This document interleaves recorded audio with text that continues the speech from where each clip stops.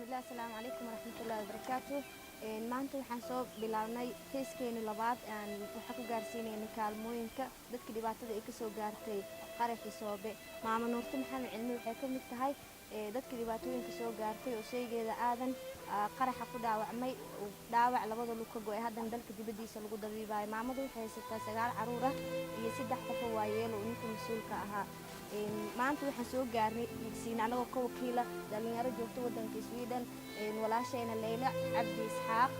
maamadu waxaan soo gaarsiinay inaan u furno ganacsi yar si ay nolosheeda ugu maareyso. maama Nuurta waa tan ugu mahad celinayso dhalinyaradii deeqda soo gaarsiisay.